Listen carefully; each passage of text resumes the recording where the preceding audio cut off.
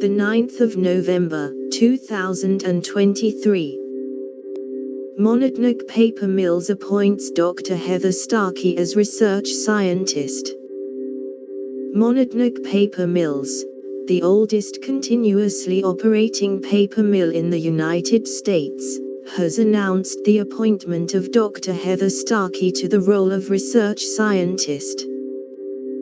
According to the company, Starkey will leverage her wide range of professional and academic expertise to work closely with the manufacturing and sales departments in developing the next generation of sustainable and durable materials for the printing and packaging industries.